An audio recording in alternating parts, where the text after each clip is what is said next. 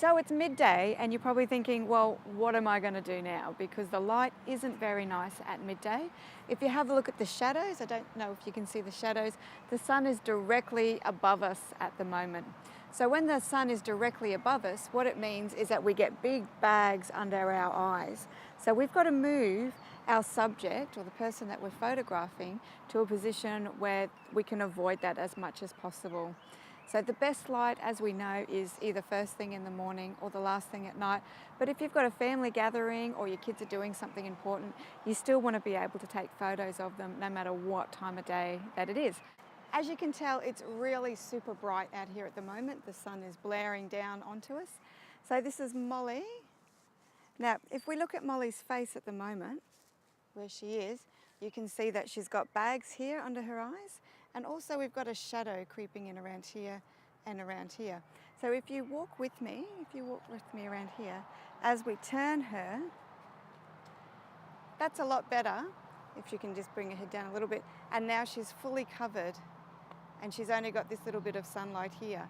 So that would probably work, but we've also got to make sure that she's not overexposed so she doesn't have like too much light on her shoulders.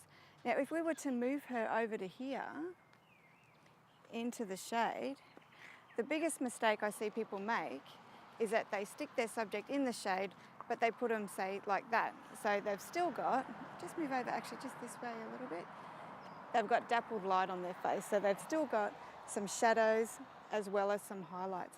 But if you're going to put them in the shade, the best place to put them is if we move backwards here a little bit,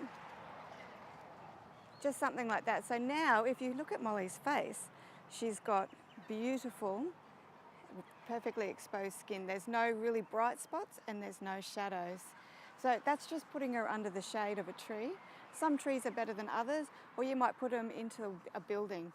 But the one thing you've got to make sure that you do is don't stick them right deep down into the darkness of the shadow. Bring them out so they're just touching the light, the edge. So the light's falling just before them, and that way they still get lots of beautiful, even light on their face. So I'm going to take my husband's iPhone, and I'm going to take just a basic photo here, nothing too flash, just so that I can show you examples of the right light compared to dappled light, which is here.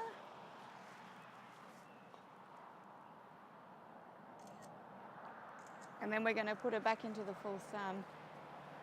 And I'll pop these examples up. And looking back at me.